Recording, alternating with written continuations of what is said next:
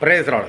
હું સ્ટેનલી મેકવાન, મારી YouTube channel Gujarati Bible સ્ટડીમાં તમારું સ્વાગત છે. મારી ચેનલને તમે અત્યારે આજ ઘડી તમે સબસ્ક્રાઈબ કરી લો અને ઈશ્વરના જ્ઞાનમાં તમે વધતા જાઓ. જ્યારે હચકીએલે ઈશ્વરને જોયા, આત્મામાં એમને દર્શન થયું તો એ છે નીચે પડી ગયા. જ્યારે દાનિયેલે ઈશ્વરને જોયા કે જે અતિ પ્રિય માણસ હતા ઈશ્વરના, તો એમના ઘૂંટણોમાં શક્તિ નહીં રહી અને એ પડી ગયા અને ઊભા નહોતા થઈ શકતા. અને એમણે કીધું પહેલાં મને શક્તિ આપો કે જેથી કરીને ઊભો થઈ શકું. અને યશાયા કે જે બહુ મોટા પ્રબોધક થઈ ગયા, જેમનું પ્રબોધકોમાં સૌથી મોટું પુસ્તક છે, એમણે જ્યારે ઈશ્વરને જોયા ત્યારે એ કહે છે કે હું અશુદ્ધ હોઠોનો માણસ છું અને અશુદ્ધ હોઠોના લોકોમાં રહું છું, મારું આવ્યું બન્યું છે, એવું એ બોલ્યા. અને યોહાન જે પ્રભુ ઈસુ ખ્રિસ્તના ખાસ શિષ્ય હતા અને પ્રભુ ઈસુ ખ્રિસ્તની છાતીને અડેલીને ખાવા બેઠેલા હતા છેલ્લું ભોજન, અને એ જ્યારે આત્મામાં પાત્મસ્થાનના ટાપુ પર જ્યારે પ્રભુ ઈસુને જુએ છે ત્યારે પોતે અધમોઆ થઈ જાય છે. તો ઈશ્વરમાં એવું તો શું છે કે લોકો ગભરાઈ જાય છે? એ ઈશ્વર કેવા ભયાનક છે! એ ઈશ્વરની હાજરીમાં આપણે કેવી રીતે જવું જોઈએ? એ ઈશ્વરની હાજરીમાં આપણે કેવી રીતે ઉઠવું જોઈએ, કેવી રીતે બેસવું જોઈએ, આપણે ઈશ્વરની પ્રાર્થના કેવી રીતે કરવી જોઈએ, એ જાણવા માટે આ વિડીયોને આખો જુઓ.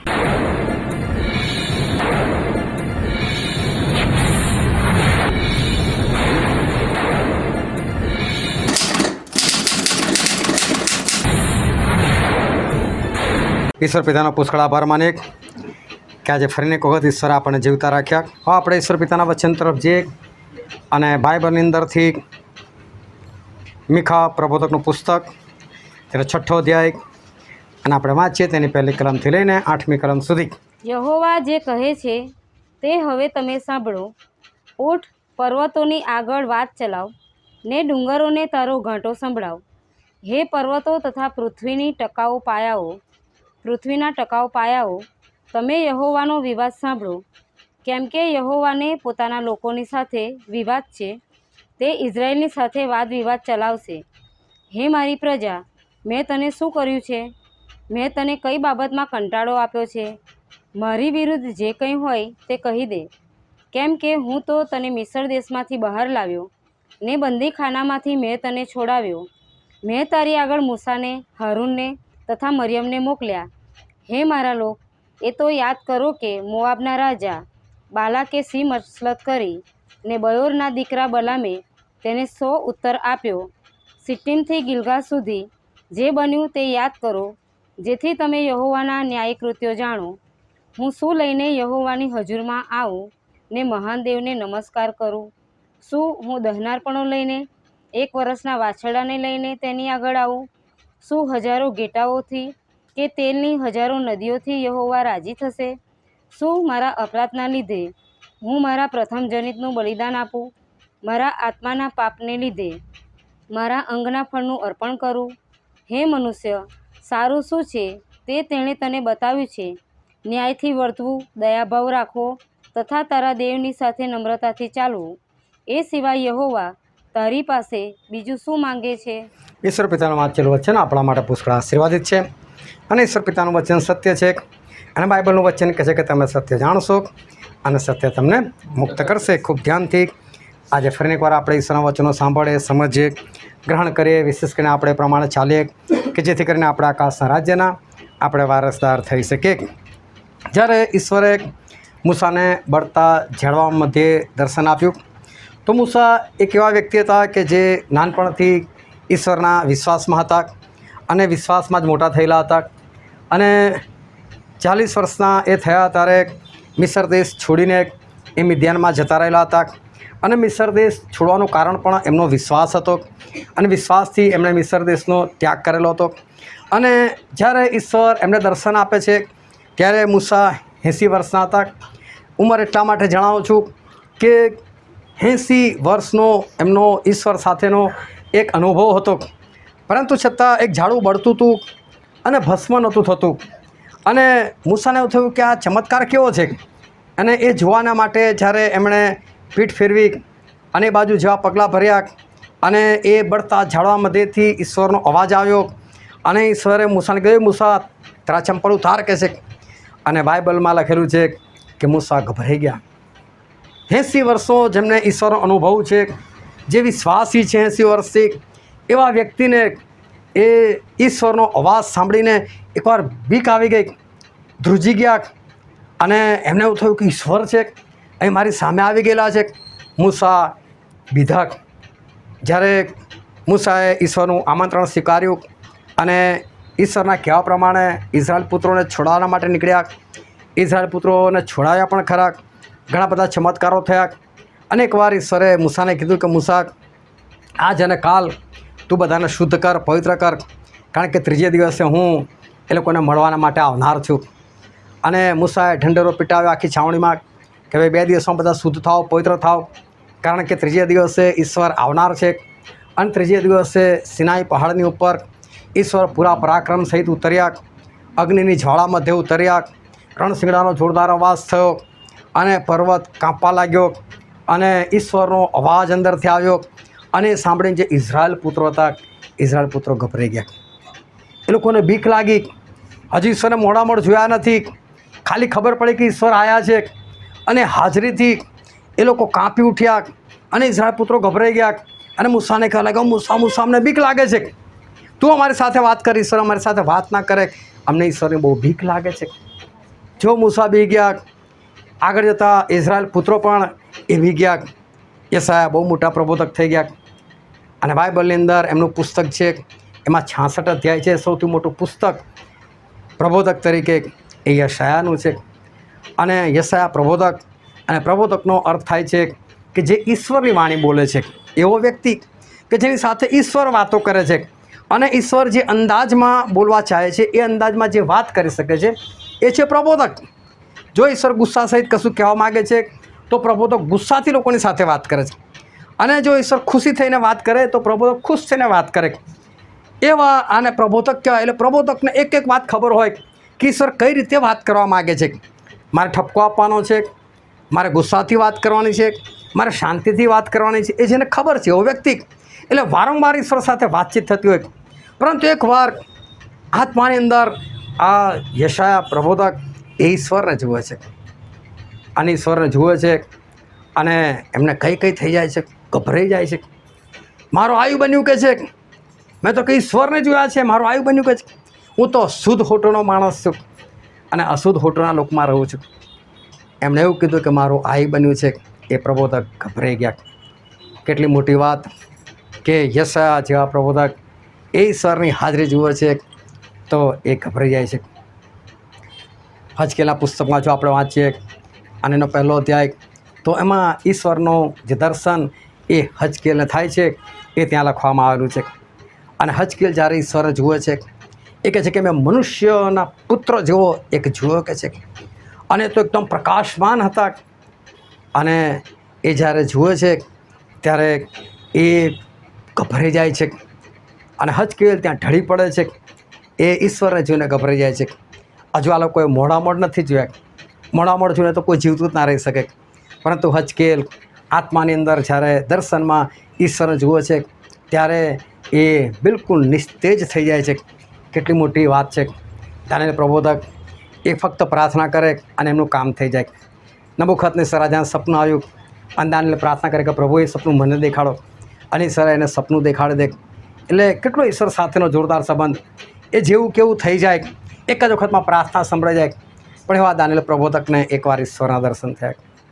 અને ઈશ્વરના દર્શન થઈ ગયા તો કહે છે કે મારા ઘૂંટણોમાં તાકાત ના રહી કે છે. હું બેસી પડ્યો, મારી અંદર કોઈ તાકાત ના રહી કે છે. દાનિયેલ પ્રબોધક એ ગભરાઈ જાય છે અને એમના ઘૂંટણોમાં ઊભા રહેવાની તાકાત એ રહેતી નથી. એવા ઈશ્વર આપણા માટે મનુષ્ય બન્યા. એવા ભયાવહ ઈશ્વર એ આપણા માટે મનુષ્ય બન્યા અને મનુષ્ય બનીને આપણી મધ્ય આવ્યા. આપણા જેવા દેખાવા લાગ્યા.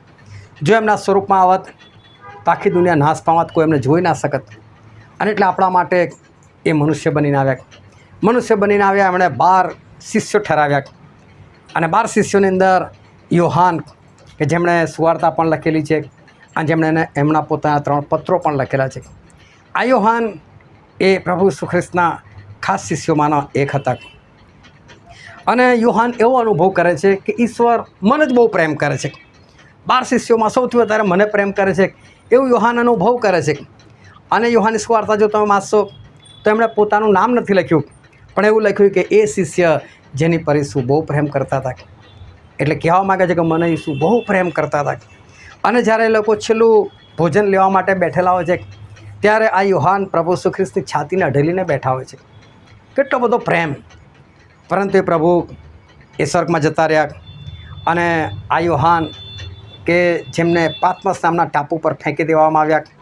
પાત્મસ નામનો ટાપુ એવી જગ્યા હતી કે જેને કાળા પાણીની સજા કહેતા હતા, કે ત્યાં એકવાર માણસે છોડી દો ત્યાં એને ખાવાનું ના મળે, પીવાનું ના મળે, કોઈ વ્યક્તિ ના મળે, ત્યાંથી કોઈ માણસ પાછો ના આવી શકે એવી જગ્યા.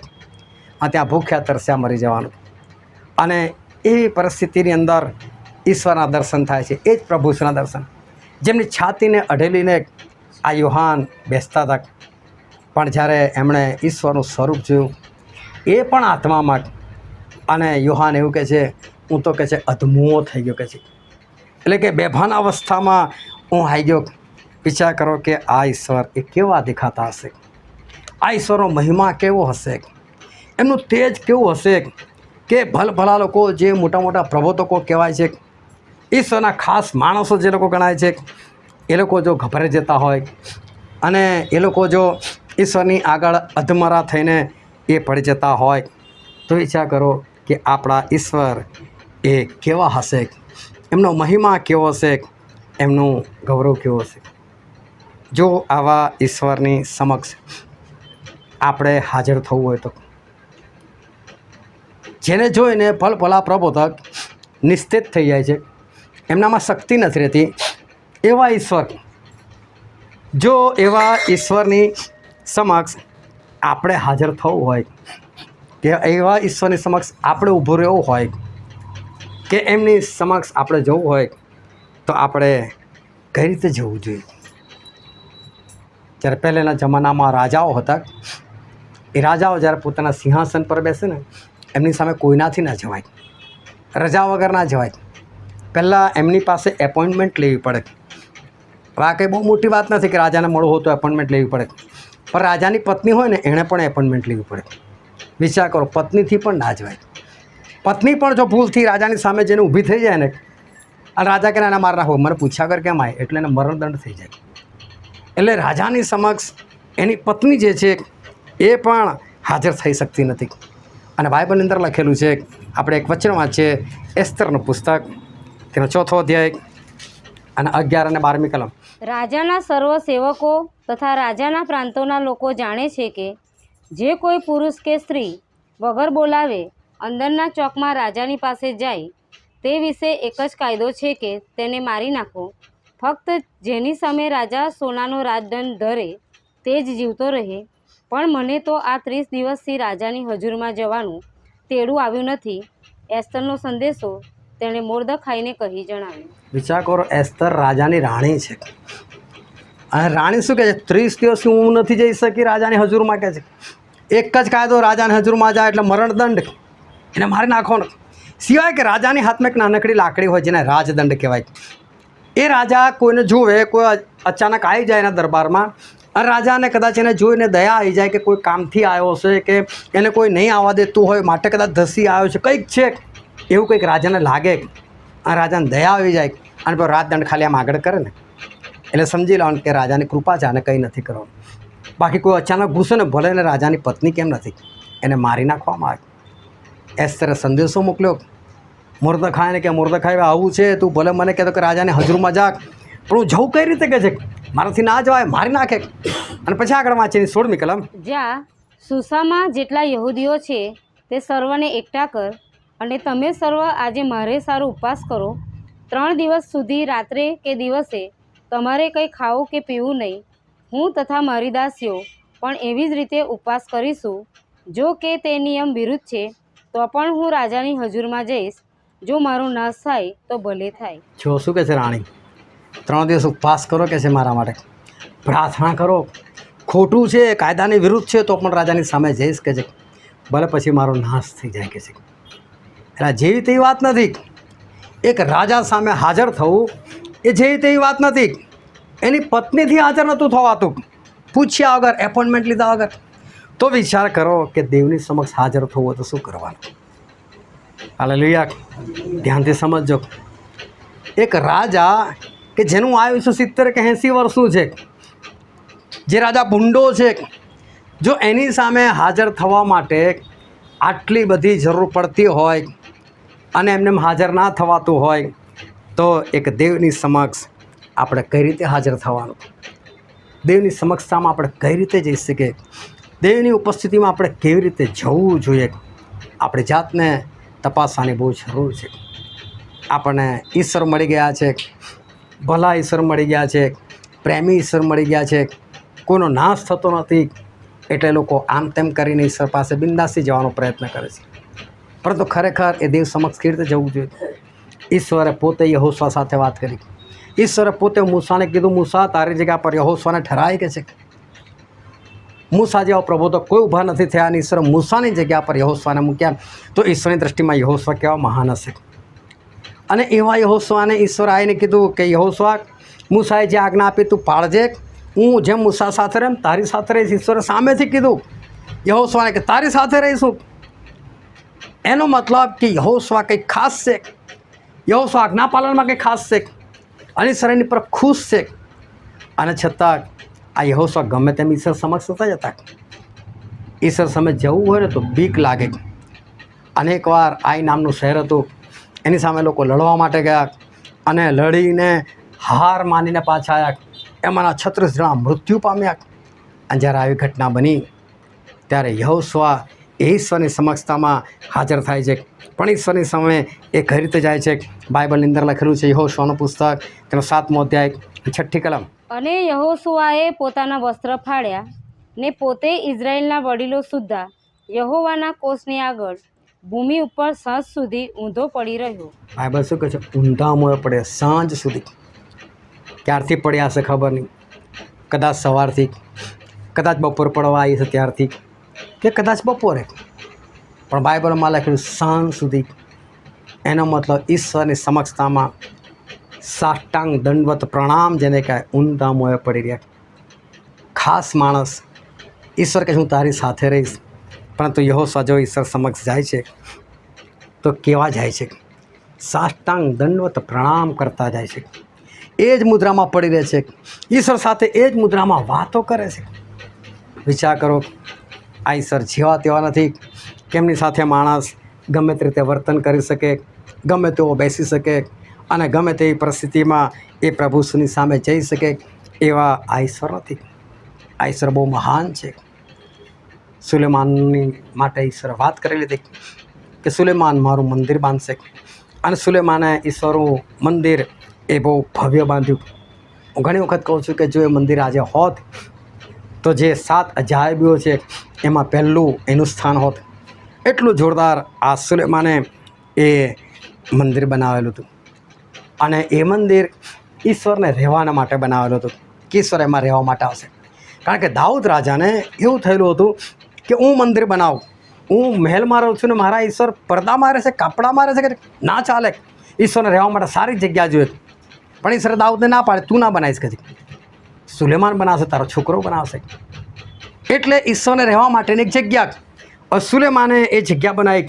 અને બાઇબલની અંદર એવું લખેલું છે, બીજો કાળુતાંત તેનો 2જો અધ્યાય અને 6ઠ્ઠી કલમ. પણ તેને સારું મંદિર બાંધવાને કોણ સમર્થ છે?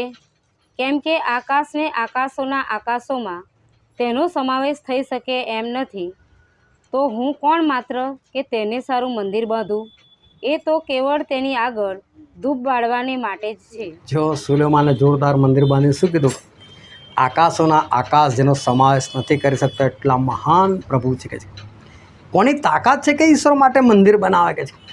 કોઈની તાકાત નથી ઈશ્વર માટે મંદિર બનાવે. મેં બનાવ્યું છે, ભવ્ય બનાવ્યું, જોરદાર બનાવ્યું છે, સોનું વાપર્યું છે, બરાબર છે. ઈશ્વરના કહેવાથી બનાવેલું છે, એમના નકશા પ્રમાણ મેં બનાવેલું છે.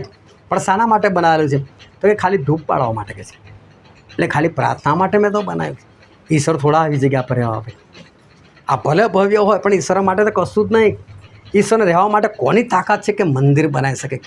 તમે વિચાર કરો, આજે લોકો રેતી સિમેન્ટનું એક નાનકડું ઘર હોય કે થોડું સારું ઘર હોય પણ આગળ મોટા અક્ષર લખાઈ દે, યહોવા પોતાના પવિત્ર મંદિરમાં છે.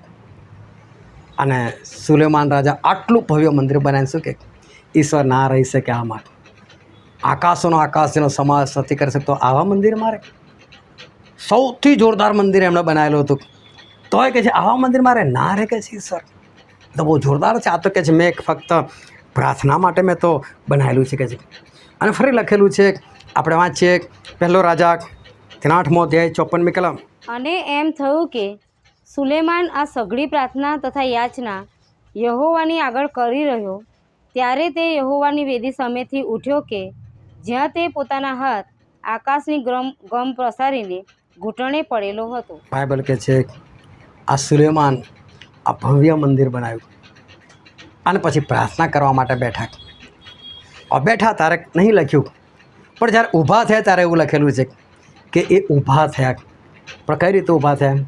તો કે જ્યાં એમણે હાથ સ્વર્ગ બની ઊંચા કરેલા હતા અને જ્યાં એ ઘૂંટણો પર ઊભા રહેલા હતા. ઘૂંટણો પર ઊભા રહીને અને હાથ ઊંચા કરીને સુલેમાન રાજાએ પ્રાર્થના કરી. આ પ્રાર્થના કરવાની ખરી રીત છે. ભલે લોકો ગમે તેમ બેસતા હોય, પરંતુ ઈશ્વર આગળ કઈ રીતે પ્રાર્થના કરવી જોઈએ? ઘૂંટણો પર ઊભા રહીને અને હાથ સ્વર્ગ ભણી ઊંચા કરીને આ સુલેમાને પ્રાર્થના કરી.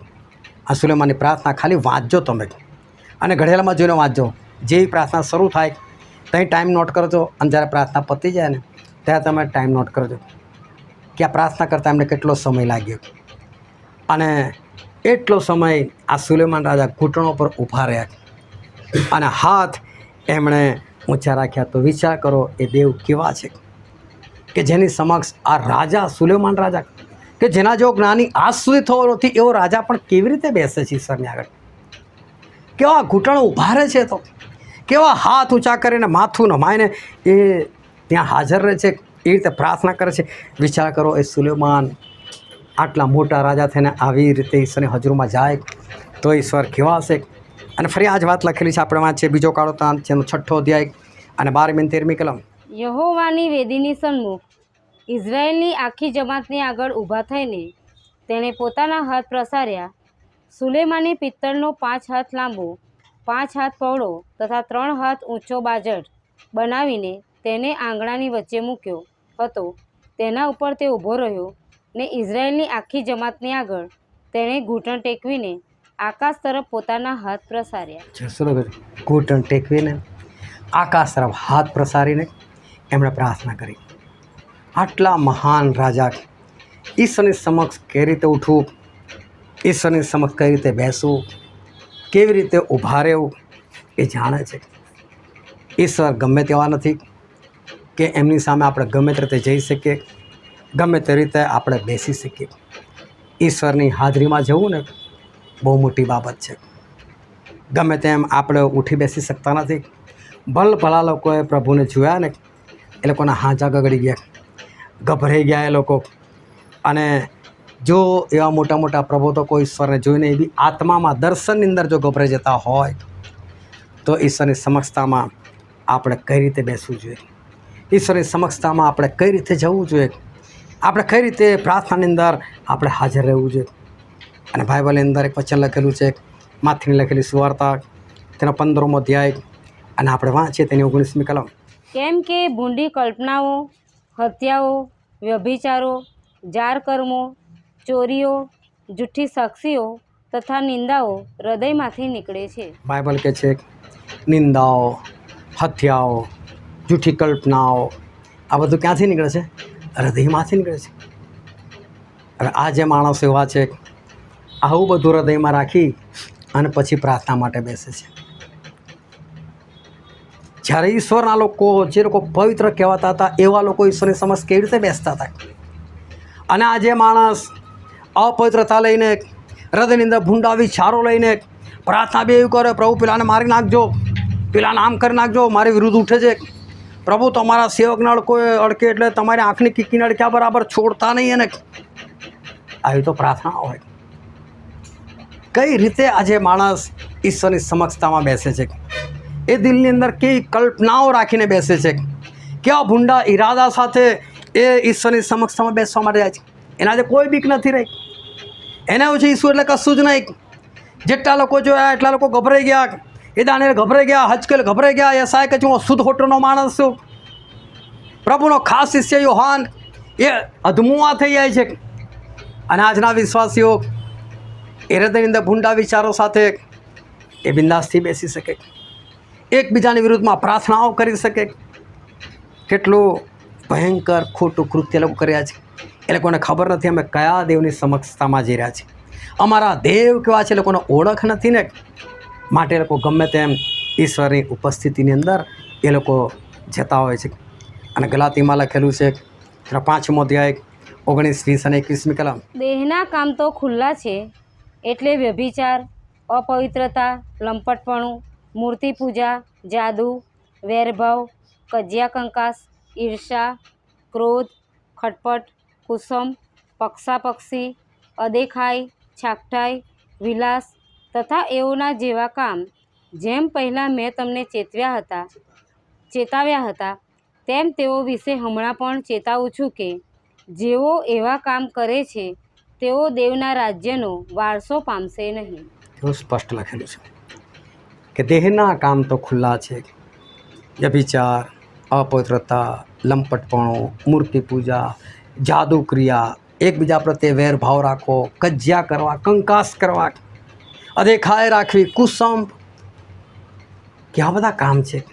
ક્રોધ કરવો, આવા બધા કામ એ માણસના હોય છે અને બિંદાસથી પ્રભુ પાસે એ જતો હોય છે. એને ઓળખ નથી કે કયા પ્રભુની સામે જઉં છું, કેટલા મહાન ઈશ્વરની સામે જઉં છું, મારા હૃદયની અંદર કેવા કામ છે, મારા પોતાના કેવા કામ છે, જાણ્યા વગર, એને ઓળખ્યા વગર એ ઈશ્વરની હાજરીમાં એ બિંદાસથી જાય છે. ગોવાની અંદર બનેલી ઘટના, ગોવા કાં તો મુંબઈના ચર્ચની ઘટના છે. અનેક અંકલ, મેં પહેલાં પણ એકવાર સાક્ષી આપી લ્યા, 70 વર્ષના અંકલ, અને વર્ષનો છેલ્લો દિવસ 31 ડિસેમ્બર, એટલે દિવસે સાક્ષીનો સમય રાખે, જેને સાક્ષી આપ્યો જેટલી આપ્યો હોય, પૂરી રાત છુટ્ટી. અનેક અંકલ ગયા, પાસ્ટરને શું ખબર કે એ સાક્ષી આપશે. અંતે જઈને પહેલાં અમે સાક્ષીમાં કીધું હું રોજ દારૂ પીવું છું કે છે, પણ રોજ દારૂ લઈને આવું ઘરમાં એટલે સૌથી પહેલાં પ્રાર્થના કરું કે પ્રભુ આ દારૂ તમે અમૃત બનાવી દો કે છે, અને પછી જ પીવું છું. અને જો આજે 70 વર્ષ થયા મને કોઈ બીમારી નથી કે છે. આને ખબર નથી કે દેવ કેવા છે, આની ઈશ્વરનો અનુભવ નથી, ઈશ્વરે જોયા નથી. આ ના ચાલે. આ તો ઈશ્વર દયાળુ છે, કૃપાળુ છે, કે કંઈ કરતા નથી. બાકી ઈશ્વર જેવા તેવા નથી કે તમે ગમે તેમ ઈશ્વરની સમક્ષતામાં જઈ શકો. એક જણના ઘરે ગયો અને પેલો ભાઈ આંખો પર ચશ્મા, મોંમાં બીડી અને નીચે બાઇબલ રાખીને બાઇબલ વાંચે. મેં કહું ભાઈ આ કઈ રીત છે બાઇબલ વાંચવાની? બીડી પીતા પીતા નથી ખબર એને કે મારા ઈશ્વર કેવા છે, હું કયા ઈશ્વરના વચન વાંચું છું, હું કયા ઈશ્વરની પ્રાર્થના કરું છું, હું કોને માનું છું, ઈશ્વર કેવા છે ને ખબર નથી. કે ભલા પ્રભુ તો કહો, જ્યારે ઈશ્વરને જોઈને ઠંડા પડી જતા હોય, અધમુઆ થઈ જતા હોય, ગભરાઈ જતા હોય, એ લોકોનો ચહેરો નિસ્તેજ થઈ જતો હોય, એ લોકોના ઘૂંટણોમાં તાકાત ના રહેતી હોય, કે જે લોકો ખરેખર પવિત્ર જીવન જીવે છે અને આ ગમે તેવું જીવન જીવીને ગમે તેવા વ્યસનો કરીને બિંદાસથી પ્રાર્થનામાં બેસી શકે છે. એ લોકોને ઓળખ નથી કે મારા દેવ કેવા છે. હૃદયમાં વેર હોય, કજિયા કંકાસ હોય, અને પછી પ્રાર્થના માટે બેસે. મન ઉચાટમાં ભરેલું હોય અને કજિયા કંકાસ કરીને પ્રાર્થનાઓ થતી હોય. કેટલું બધું ભયંકર. એ લોકોને ખબર નથી કે અમારા ઈશ્વર કેવા છે. એક ભાઈ એના ઘરની અંદર પ્રાર્થના માટે બેઠેલો, અને પ્રાર્થના માટે બેઠેલો, પ્રાર્થના એની વિચિત્ર પ્રકારની પ્રાર્થના હતી. પલાઠી વાળીને બેઠેલો ખાટલા પર જોરદાર ગાદલું હતું અને પ્રાર્થના કરે, ઈશ્વર તમારો આભાર, ઈશ્વર તમારો આભાર, ઈશ્વર તમારો આભાર. ભાઈ લાઈટ બંધ કર. ઈશ્વર તમારો આભાર, ઈશ્વર તમે મહાન છો, ઈશ્વર તમે દયાળુ છો. બે દરવાજો બંધ કરીને કેટલી વાર કીધું, ઈશ્વર તમે બહુ સારા છો, ઈશ્વર તમે બહુ કૃપાળુ છો. કેટલી વાર કીધું અંદર નહીં આવવાનું, પ્રાર્થના કરતો તારે. કઈ પ્રાર્થના? કયા ઈશ્વરની સામે તમે બેઠેલા છો? શું પ્રાર્થના કરો છો? માણસને ખબર નથી કે આ ઈશ્વર કેવા છે. અને ગમે તેમ માણસ એ ઈશ્વરની સમક્ષતામાં એ જતો રહે છે. આજે હૃદયમાં કોઈના પ્રત્યે વેરભાવ હોય અને પછી પણ માણસ પ્રાર્થના કરતો હોય છે. કેમ એવું છે? એનું કારણ એક જ છે કે માણસ એ દેવને ઓળખતો નથી. દેવ કેવા છે એ જાણતા નથી. દેવનો મહિમા કેટલો જાણતા નથી. જ્યારે પ્રભુ સ્વર્ગના એ ભાગમાં જાય છે કે જ્યાં 24 વડીલો બેઠેલા છે. આ 24 વડીલો એ બહુ જોરદાર લોકો છે. એ લોકોને ઈશ્વરે પોતાનું સિંહાસન આપેલું છે. 24 વડીલો પાસે પોતપોતાના સિંહાસન છે. આ 24 વડીલો પાસે પોતપોતાના મુગટ છે. જેવા તેવા વ્યક્તિઓ નથી, જોરદાર વ્યક્તિઓ છે. અને લોકો પોતાના રાજાસન પર બેઠેલા હોય છે.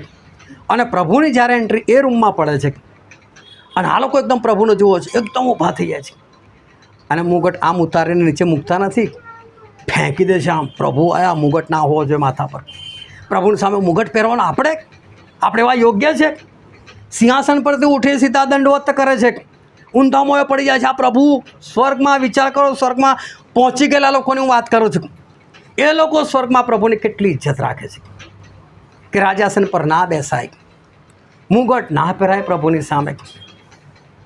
બાઇબલ કહે છે મારા 2 સાહેદો જે ઈશ્વરની સન્મુખ સતત ઊભા રહે છે. વિચાર કરો, ઈશ્વર સિંહાસન પર બેઠેલા છે, પણ એમના સાહેદો સતત ઊભા રહે છે, બેસતા નથી. ઈશ્વરનો મહિમા કેટલો છે! એ લોકો ઈશ્વરની સમક્ષમાં કેવા ઊભા રહે છે! આ ઈશ્વર જેવા તેવા નથી, પરંતુ આ પૃથ્વી પર વિશ્વાસીઓ એમણે ઈશ્વરને બહુ નાના કરી નાખેલા છે. ઈશ્વરની અવગણના કરી નાખેલી છે અને ઈશ્વરને એક મામૂલી વ્યક્તિ બનાવીને બેઠેલા છે.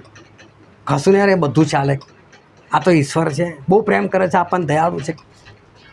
પરંતુ જે વચન આજે આપણે વાંચી રહ્યું હતું, મીખા પ્રબોધકનું પુસ્તક, એનો 6ઠ્ઠો અધ્યાય, 1 થી 8 કલમો આપણે વાંચીએ તેની 6ઠ્ઠી, 7મી અને 8મી કલમ. હું શું લઈને યહોવાની હજુરમાં આવું? હવે ધ્યાનથી સમજજો ઈશ્વરનું વચન શું કહે છે. એવું કહે છે કે હું શું લઈને તમારી પાસે આવું, હું શું લઈને તમારી પાસે આવું. એટલે કે છે કે ઈશ્વરની પાસે જવું હોય તો કશું લઈને જવું પડે. ઘણી વખત લોકો વાતો કરે, જવા દો ને, મારા ઘરમાં અને મારું નાનું છોકરું 5 રૂપિયા હાથમાં ના આપ્યા, એટલે કે અમારી ઇજ્જત ના કરી, કોઈ વ્યવહાર જ નહીં. મીખા એવું કહે છે કે ઈશ્વરની સમક્ષ મારે જો જવું હોય તો મારે શું લઈને જવાનું? ઈશ્વરની સમક્ષ તમારે શું લઈને જાઉં? હા, વાંચવા આગળ. ને મહાન દેવને નમસ્કાર કરું. મહાન દેવને કેવી રીતે નમસ્કાર કરું? શું હું દહનારપણો લઈને? શું હું દહનાર્પણ લઈને જાઉં? એટલે કે એવું અર્પણ પશુ કે પક્ષીનું દહન કરીને કે બાળીને એનું અર્પણ કરીને પ્રભુની પાસે જવું? એવી રીતે કશું અર્પણ આપીને, કોઈ પશુ પક્ષી ઈશ્વરને આપીને જવું? પછી 1 વર્ષના વાછરડાને લઈને તેની આગળ આવું. 1 વર્ષનું વાછરડું એટલે કે કોમળ બલિદાન આપીને જવું એની સમક્ષ. શું હજારો ઘેટાઓથી કે તેલની હજારો નદીઓથી યહોવા રાજી થશે? હજારો ઘેટા, વિચાર કરો, હજારો ઘેટા લઈને ઈશ્વર પાસે જવું કે તેલની હજારો નદીઓ વહેવડાવી દઉં? શું મારા અપરાધને લીધે હું મારા પ્રથમ જનિતનું બલિદાન આપું? શું મારો પ્રથમ જન્મેલું નર બાળક છે એનું ઈશ્વરને અર્પણ કરું? ઈશ્વરને શું આપું કે છે? મારા આત્માના પાપના લીધે મારા અંગના ફળનું અર્પણ કરું? શું મારા શરીરમાંથી કશું અંગ કાપીને આપી દઉં? શું મારો હાથ આપી દઉં? શું મારી જીભ આપી દઉં? મારી આંખ આપી? શું ઈશ્વરની પાસે શું લઈને જવું? બહુ ધ્યાનથી સમજજો.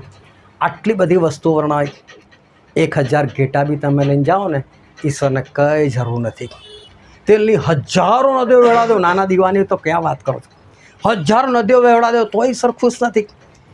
આ મીખા આજે આપણને શીખવાડવા માગે છે કે તમારે ઈશ્વર પાસે જવું છે તો શું લઈને જવાનું, તમારે ઈશ્વરની સમક્ષ તમારે કેવી રીતે જવાનું.